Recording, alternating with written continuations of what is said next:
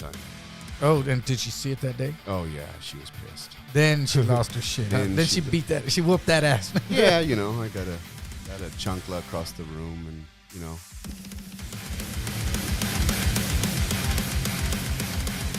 Been in a gang, a couple of gangs, done all kinds of crazy shit his whole life. I've seen him do the stupidest stuff, and then they fucking kick in his door, slap him around with the pistol, and what does that motherfucker do? Has a barbecue plate sale. He says, "Fuck it, I'll buy some new shit." Like, that's how when you know you've tapped out, bro. You just said, "Done, bro. I keep it. I'm gonna go buy new shit." Luckily Mexicans will always eat barbecue plates. Yeah. They will. Very true. Yeah. So, are we live? Hey, what's up, sucker? What's happening? What's up, man? Well, welcome to the What's Up, Sucker podcast. We're live again. I'm here with my boy, one of my best friends, Anthony Montemayor. What's up, Anthony? What's happening? How are you? How you doing, man? Anthony's the owner of Archangel Tattoo Shop. It's on Pat Booker Road. How long have you been there now, Anthony? I've been there 25 years now, quarter century. Quarter of a century, dude. Does that make you feel old, dude? Owning a shop that's one of the longest shops? I mean, like, what's the longest shop here in town? Is it you? It's me. Is it? Yes. Wow, dude. Archangel, 25 years, huh? Same location, same phone number for 25 years. Oh, so your bills are all up to date and everything. You're not hiding from anyone, huh? Same. You got fucking rent-to-owns calling you all the time. No, none of that. Nah, you're good, man. Damn, that's 25. Is it exactly 25 years now? As of July. It was 25. Man, yeah, and 2020. Were you planning on having a big bash except for the Rona? Yeah, we were. We're just we'll carry it over to hopefully 2021 and let these people get what we've been working on all year. It's been kind of like a little secret. I heard you were going to do free tattoos for everyone except the Rona happened in that month of July, huh? But, well, yeah. Well, there goes another one that the Rona fucked up, huh? Yeah. Is this the website? Yes, it is. So yeah, man. So, Dan, that place used to be a burger hop or something like that? It was a burger hop, yes. Burger hop. That's right. It was like a Puffin Billy's that we had right here in the neighborhood.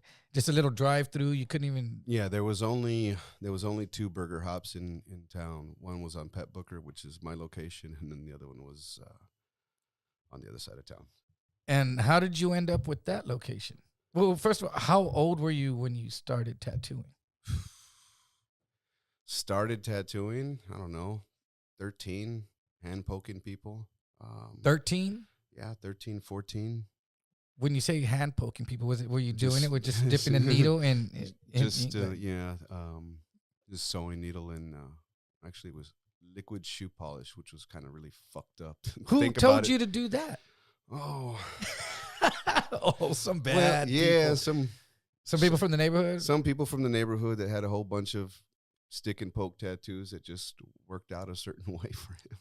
Wow. So they said, hey, this is how you do it? Yeah, and being naive and being, 13, well, let's try it. It's still there. What's still there? The little initial, I mean, it's been covered up since then, but the original heart's still on my body because they decided not to cover it up. Wow. So you did that? You got a tattoo on you by someone when you were 13? No, I did it myself. Ooh, when you were 13? Yes. Did your parents whoop that ass? No, they never saw. Whoop that ass. Why would you say it that way? Because I know his parents and his mom is, shout out to Miss Margaret Montemayor. She is a beast of a woman. By that I mean she does not stand for baloney, and she will tell you how she feels. And I feel that at 13 years old, if I had come home and my mom isn't even that assertive with stuff, my mom would have whooped that ass. That's why. So I figure I know him. We grew up in the same neighborhood. So your mom, what did she tell you? She didn't know for a while. I turned 25. It was hidden. She didn't know till. Did she find out right now? Where is it? Okay, No. well then how did you hide it at 13? No, She was still bathing you at that time, wasn't she? Shut up. She she found out I had a tattoo. I think I got it on December 16th. Her aunt died, and I wound up not knowing this, and I tattooed myself on a rose on my ankle. I walked inside, showed it to my dad, and he was like, "Oh man, this is not a good day to be doing this shit." So, Oh, you didn't know that? no, I didn't She know had my passed? mom's aunt had died. I had no idea, and so when I got that tattoo, it was just, it was a bad time. Oh, and did she see it that day? Oh yeah, she was pissed. Then she lost her shit. Huh? Then Then she she- beat that. She whooped that ass. Yeah, I got a chancla across the room, and it's Yeah, like it's like a that's- boomerang. If you know any Mexican mothers, that's what happens. Yeah, she did the tip. But that's why, I never got tattooed as a child. But I figured your sister Gina would have told on you when she saw it first anyway. No, she never saw it. They never knew. See, because my sister saw my first one when I came back from the Navy, and I forgot, and I was back on leave, and I took a shower, and I hadn't put a shirt on yet. And my sister saw it, and she ran and told my parents first thing. Damn snitch. Yeah, she did that, and I was like, snitches get stitches, pow, now. And, but yeah, so that's how I got in trouble. But damn, so that was your first one, and then you just decided, now I want to hurt other people? No, I Right. never really wanted to hurt anybody. I mean, unfortunately, that little needle, it stings. Yeah. So I mean, yeah. no matter how many you get, I mean, to this day, they ain't never changed. They still hurt. I see you got a fresh one right there in your hand, huh? Yes, by one of my heroes, Mr. Jack Rudy. Wow, Tattoo. Jack Rudy did that. Let me see. Put it up for the camera to see. Wow, that's Yeah, dope, man. it's still healing. He did it last Sunday. Wow. He's been one of my heroes since day one, and just what a man. Talented for 45 years. He's done nothing but badass tattoos.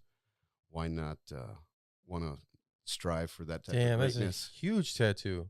Yeah, that's crazy. That's one you did on Oh yeah, someone? yeah. Yeah, just a little banger, huh? That was Friday the 13th special? No, Or- no.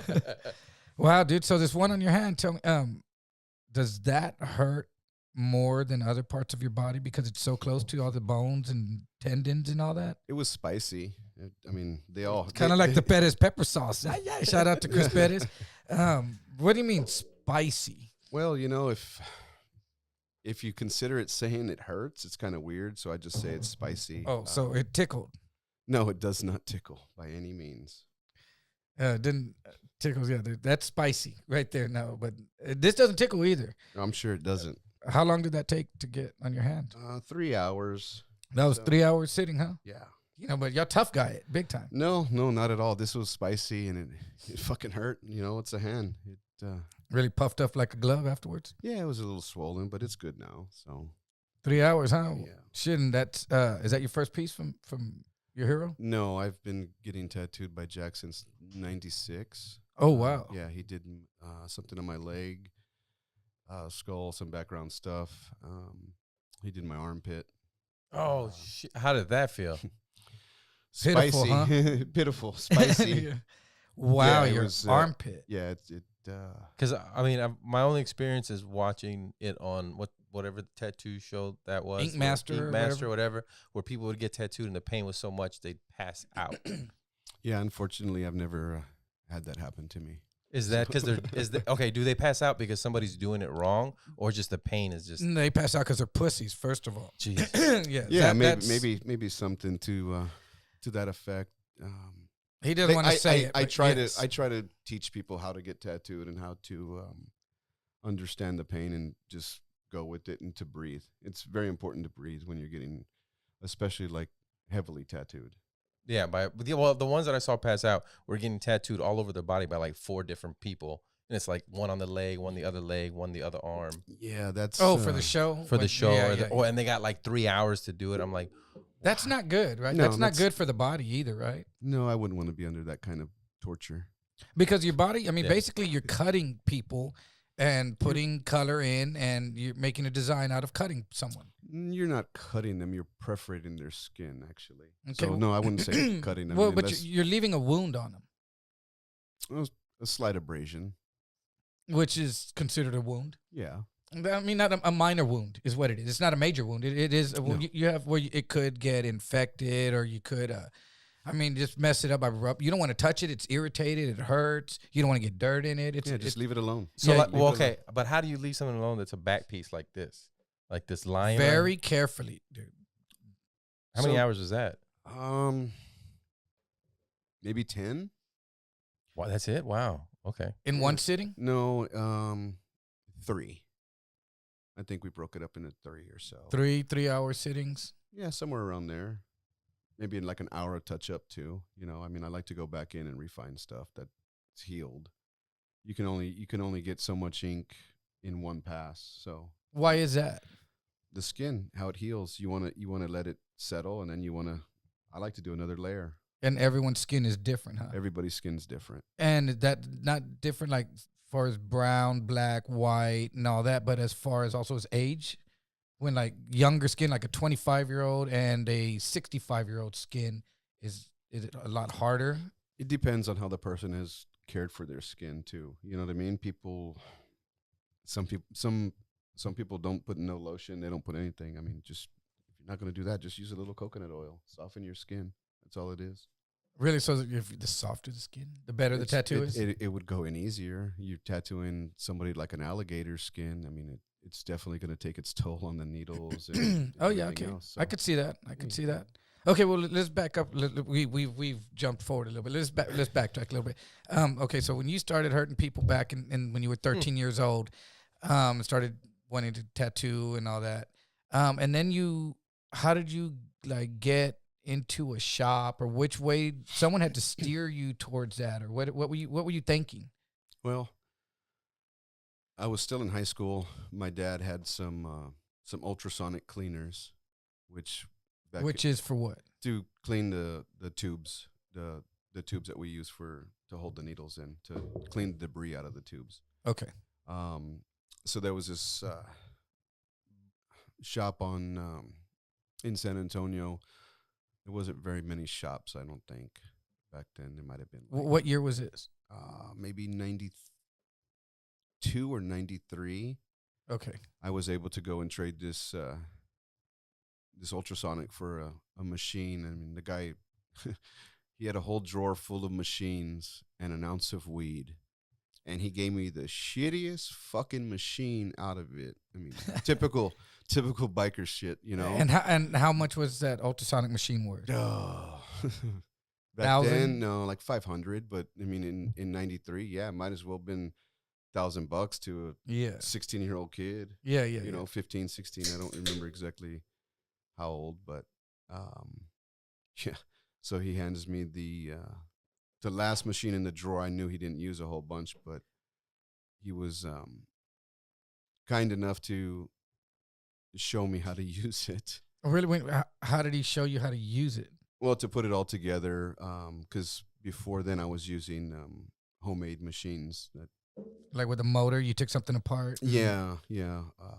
My friend Bert made a homemade machine for his brother Mike, and he did a little L on his leg. And that was my first experience using. Bert Viria? Yes. Yeah, he's the chubby MacGyver of the neighborhood. Yeah. Yeah. Yeah, that dude will build anything. So his brother had put an L on his leg back in the day for Mike? Yeah, for a lady that he was going out with. And I thought it was For a lady he was going out well, with. a girl. You know what I mean? Now she's a lady, I'm sure. Well, I don't know. I don't keep up with people too much anymore. So she was this was in Yeah. 93? somewhere 92, 93, and I grabbed the machine that he was using and cleaned it off, and I wound up sticking myself with it, and it was like kind of like love at first stick, and Wow. that was kind of like a whole different machine feeling. So anyway, to get back to the old biker dude, he showed me how to put needles on the bar, and how to use the tubes properly, how to cheat and use single needles with just instead of using the two other bars that you're supposed to, by cutting corners, I guess, which I shouldn't have done then. So What do you mean? Like, how did you cut? So- what are you supposed to do? You're supposed to have, if you're going to use a single needle, you got to have 2 bottom braces on it and What's a bottom brace? 2 other needles with it. So it's 3. Okay. It's 3 pulled, 2 pulled back to give it a brace. Oh, okay. So they don't even those 2 pulled back won't even touch the skin. No, never Okay. touch the skin. They just brace the actual needle because the Okay, needles I got you. they're flimsy. So I didn't know this, but anyway, that's So you had a squirrely single needle, huh? I had a squirrely single needle. I could see Yes. that. So it's hitting the skin, and if the skin is kind of alligator, now it's gonna jam back, and you're gonna get a squirrely line. Yeah. Oh, so you hurt some people there. Yeah. Yes. So- yes. Yeah. Well, I mean, And you to learn all, I thank them all for giving me the for being the guinea pig. for giving me the opportunity. I mean, my friend Mark Anthony Gonzalez was like the first guy I actually ever tattooed, besides myself. He got tattooed in a Camaro outside because we didn't want nobody's mom to see I us was gonna doing say, I this. bet that was someone's mom you were hiding from. Yep. And it's funny because he still got all of those tattoos to this day. The same And way you never fixed him. the same way I never fixed him. But he was with me when Archangel was founded. So, So how did that go down? well, the original partners of Archangel Tattoo, myself, God, I hate to fucking even say these guys' names now, but Rocky and another guy named Carl. I won't even say their last names because they can both fucking kiss my ass. So okay. So, I'm anyway. not even gonna ask why, but go Yeah. ahead. Anyway, long story short, these 2 guys worked at a shop and they wanted to leave. So I had just graduated high school, and they were like, "Hey, go find this. Let's find a location. Let's do something, all of us." And I was like, 19 years old. And well, hold on. These guys had been showing you how to tattoo. Yeah, they would. The shop doesn't even exist no more, so I can probably say it now. They worked at Touch of a Feather, which was on Topper Wine at the time, and that was probably 94 and 5 because we opened in 95. And I'd go hang out there. I took Mark over there as a guinea pig to tattoo, kind of secretly in the back room to make sure I was able to get a job. I was still in high school. I graduated in June. We opened the shop in July. Damn, So- business owner right out of high school, huh? Yeah, a kid that had no fucking clue of what he was doing. I had Wow. $600 in my pocket that I had got from graduation money. And a lot of fucking ambition. A lot of ambition, dreams, hopes, and desires. And my dad taught me well about having a good work ethic. And I showed up every day, and I still have for 25 years. Except Yeah, I take yeah. one day off a week. I know that about you. Yeah. So So they sent you to go find. yeah, because they were working, and I wasn't working at that shop at the time. I would just hang out and run errands and do that kind of shit. So me and Mark left, and we drove down Pat Booker Road, pulled in to this fucking abandoned old burger joint, and how long had it been out of business? oh, well, so you got to remember the burger craze in Texas was. The burger craze. Do you remember? I mean, you remember all It the was- all the burger joints, you know. It's that- still going on, bro. I don't know. I don't know if you've driven around San Antonio. But I just don't eat burgers no more, I guess, like that. So, it'd probably been abandoned 7 to 8 years. oh, so it was just in. It was a fucking, it was a Dilapidated. shithole. I had no clue. I just pulled in there, took a look around. The actual front door happened to open, and me and Mark walked in, and it was where the vents were, because you got to remember this was an old restaurant. So they had where their grills were, they had these vents, and all of that, the wires and everything was just hanging from the building. I was like, well, So they had just stripped all. oh, they everything took they inside. yeah when the Burger Hop people left, they stripped the whole fucking thing. So they even took the freezers that were in the back and everything else, which that's fine. They helped us out, so we didn't have to do that. So and you looked at that place and said, "This is it." Like I felt that it was enough for the 3 of us then. And because that's all. We didn't open the shop to have anybody work for us or anything. It was just for us to do tattoos. There was no internet, so we were, Yeah, you just needed room for 3 people to work. That's it. We just needed room to that make tattoos happen. Um, as we looked around to leave, there was no for rent sign on or for lease on the outside. But when we were leaving, in the window, now that I know 25 years later, anything that tape that we put in the front window will dry rot and it'll fall. So this sign had just happened to have been fallen this whole time, and when we were leaving, it actually fell in front of me. The number was on it. I took that. So like a gift from like a sign from the gods, just like maybe a sign from the tattoo gods. I hope. I mean, look at my, I mean, I still remember exactly how I felt when I just felt it was right, and I'm sure Mark can tell the same story if his mind still is clear and remembers everything. Hold on. In my head, I gotta envision. So you're walking off. You're looking around this abandoned place. I'm picturing the stand after everyone, or the Rona after the Rona hits, and so you see this place abandoned, and y'all go and look around. It's kind of thrashed or pretty thrashed, abandoned 8 years. And then you're like, but I don't even know if it's for rent. I just saw it, and then you're walking off, and a sign falls that says for rent or for lease. For lease, yeah. And it has a number that you could see. It's a number that you can barely fucking see too, because the sun, obviously, it beat it down. It beat it down, but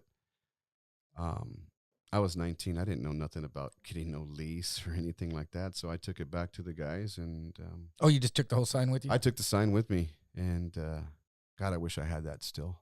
Oh, right? It would be a lot cooler to tell the story. It'd probably be all fucking broken now.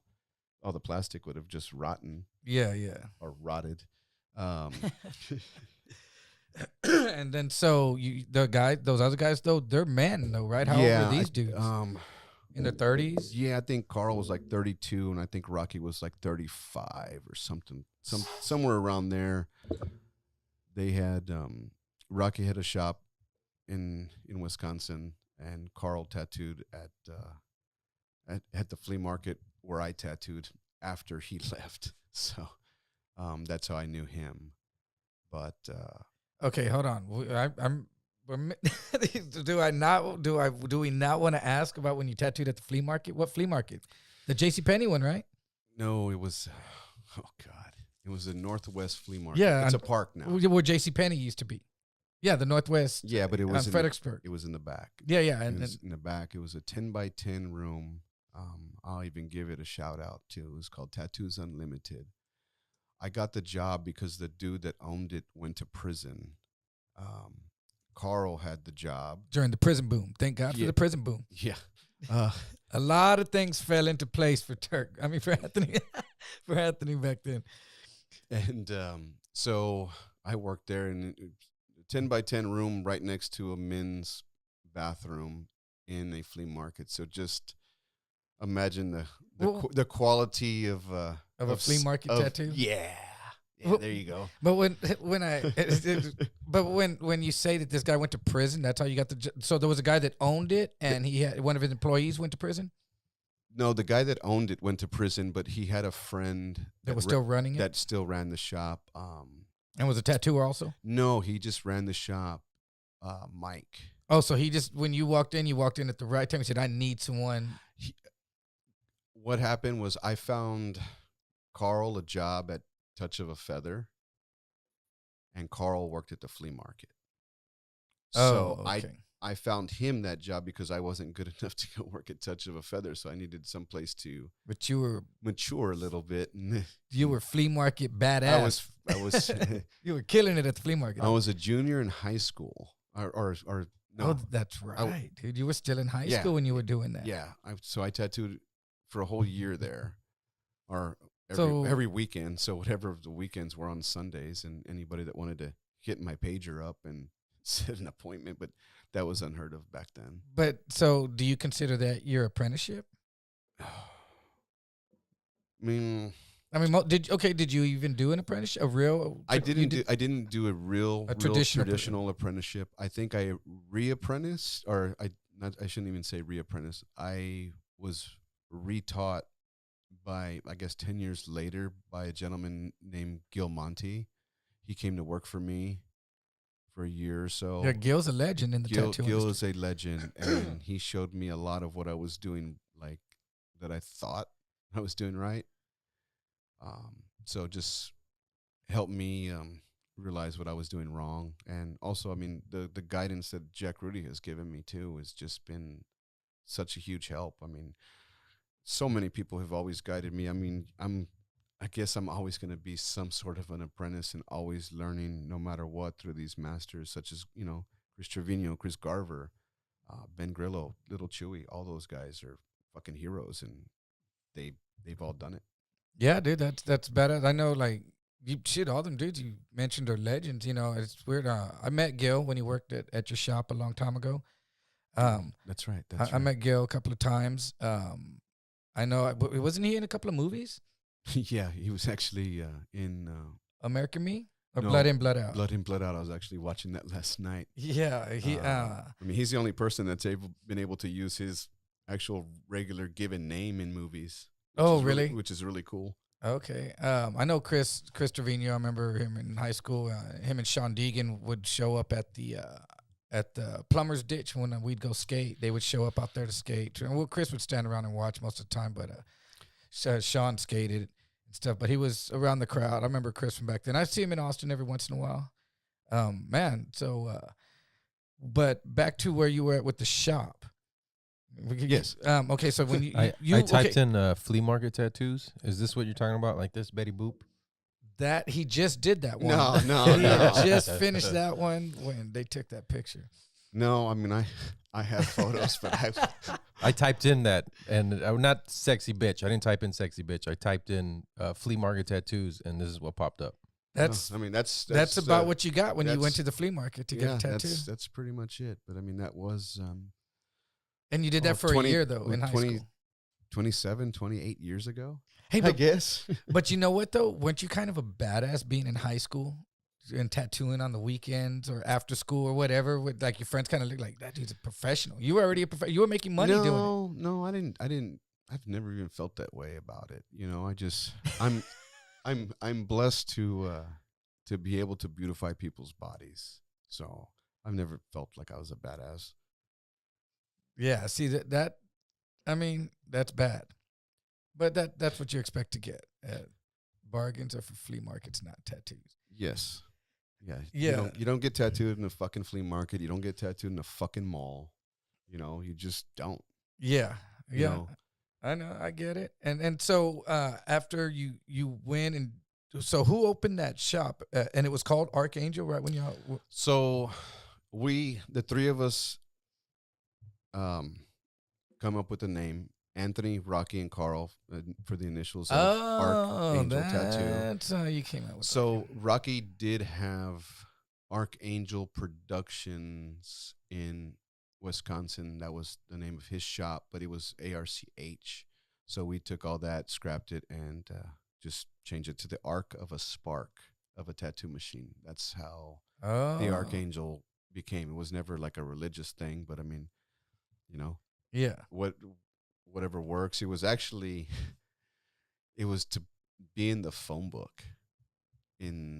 So you would be an A? Yeah, so when people would look at the phone book, you would be one of the first ones in there. And yeah. I mean, when we opened the shop, we were the 10th shop in San Antonio. Whenever I look at the phone book now, I think y'all are still up there, dude. There's still a phone book? I don't fucking know. You know when the last time I looked at a fucking phone book was? I don't even. You know, my cousin told me, my cousin Larry said, when I moved into my condo, the first thing you do, like this was like the cool thing. I felt like it was Damone from Fast Times at Ridgemont High. The first thing you do when you move into your place is you get that phone book and you throw it in the trash, bro. Because no one looks through the phone book. That's not cool. So I would throw the phone book away thinking that, like, I don't know. And I could never get a hold of anyone. Well, that's why you didn't have a I phone didn't have book. a fucking phone book, stupid ass Larry. Who's the stupid ass? You Yeah, listen to I him. know, dude. I thought I was just out of prison when I got my condo. I Phone don't books know. can be used to balance out tables. Phone books can be used for. You make a phone book vest. You should know There that you in go. your prison days. Yeah, I I mean, know. some Ro- riots or some shit. I know, I didn't rolling know. papers if you're desperate. I thought he was man, smart. that's bad at for the the time, dude. lungs. I said So- desperate. So, when you y'all went over there, so the three y'all came with the name, came with all that, and then y'all remodeled the place. Who had the money to remodel your? So, well, yeah, we assumed the name altogether. But the first time they looked at it, did they see the same thing you saw? They felt the passion, and obviously they Knew Felt- that you were gonna get the money somehow because they saw it in you. no. I mean, I like I said, I had the $600 from. Oh, You know. well, you didn't say that before. What? Yeah, what? that's what I had. I had, so I had $600, an autoclave. You were balling. He was like, "This Hang- guy's got to be a partner, man." Have you seen? He's got a chair, a fucking a pager. He's $600 in an autoclave, bro. I did have a really badass dentist chair. This dentist had hit me up at the flea market, and he was like, "Hey man, I got this extra dentist chair. Just come pick it up." So, yeah, I had enough stuff to be able to do that with their money as well. I think Rocky had like 15, and Carl may have had Bucks. no 1,500. I I'm sorry. just to be sure to clarify yeah. this. These were tough times, Yeah, apparently. he had I think like 1,500, and then he also had everything that you needed from a tattoo shop. You know, because he had already had one in Wisconsin, so he had tubes, he had needles, he had bars, he had all the soldering equipment. Because Y'all were making your own needles. yeah, back then we made our own shit. Everything. Everything. How do you make your own needles? Oh man, shit! I had to charge to tell that one. Oh man. Yeah, that's well, you know. I could look it up on YouTube, bro. Yeah, you fucking probably can now, but that was the biggest secret, you know, until they started making them a lot So faster for you. hold on. Where would you go to get if you weren't gonna make your own needles? Where would you go to get them? We would order our needles from a place out of England. So you get the phone book and you No, yeah, you'd have to call.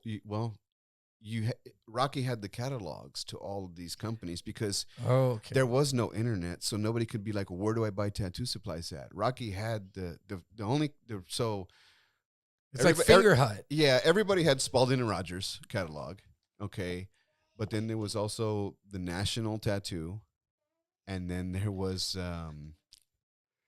Hold on. And there was I think a United, and then and those were all catalogs. you mean? those were the biggest tattoo suppliers at the time, and there was another S&W or something like that, but the needles came from a place out of England. I believe it was called Hemingway Phoenix. So when you ordered, I bet y'all waited like 2 months, 3 months. No, they shipped them fast. They really Really? actually shipped them like fast. 2 weeks. 2 weeks, yeah. So we would order like 10,000 needles at a time. So we would order 10 bags of needles. 10 bags of single needles. 10 bags of single needles that we would sit and prepare every week. We would take hours out of our day. How much does 10,000 needles cost? I don't know what. I mean, it's 100, 200, 300, 500 bucks. I think it might have been like $500 or something like that. But that you got to understand, that was just the needle. There was there's other stuff to consider. There's needle bars. There's flux. You had to use real good silver solder because you didn't want to put shit acid solder in people's bodies, and then you had to clean them. But the solder went towards the one end of the bar and the point. To the point. Yeah, so it'd go to the almost to. Just depends how you made them. If you went too far, well, then you had to throw that needle away. So would y'all sit there and go, okay, we're gonna do 1s, 3s, 5s, 7s, and 9 liners, or bigger, or no, we would back then it was just pretty much singles and 3s. We'd have 5s, and then we would use an 8-round shader. Yeah, to color stuff in, because we had a tube that would hold the 9-round and it would hold the 3 or the single. We would use one tube per client on that, and switch out the needles and clean out the tube. And then if magnums hadn't really been huge yet, Were they metal tubes? yeah, they were metal tubes. Yeah, I still have a bunch of them actually. So wait. So you would stop and clean that tube, and then you'd go just take a break and go clean it out. We'll just rinse it out if you needed to, and color whatever. The way we would buy brake line, so stainless steel brake line, for like 18-wheeler trucks, and we would buy 20 feet of it, and we would make, I don't know. Oh, tubes. Yeah, we would make 25 little custom handmade tubes, and we'd put our own tips on them. We knew exactly how we wanted them. So it was a lot of craftsmanship back in the day. Wow, I've never heard of that. Yeah. That's crazy, dude. And then and there was no mags. Mags were tricky because it was a lot of flats. Everybody used these like 6 flats, and if you turned it sideways, It was like a razor. It right? was like using a fucking razor. Boy, I cut some people's skin with those things. Sorry, guys. Yeah. I hope you recovered. Yeah. But then all of a sudden, seeing like Chris Trevino busting out these mags, and Sean Deegan using these mags, and Jack Rudy using these mags, it was time to start Get off the round shader. Get off the round shader and start using the mags. And so we did a lot of that. That's when you're doing bigger pieces. The bigger pieces, and making mags sucked because you'd have to make a flat, and then you had to weave it, and then you had to solder it again. What do you mean? You weave it to pull it tighter? You weave it to open it up.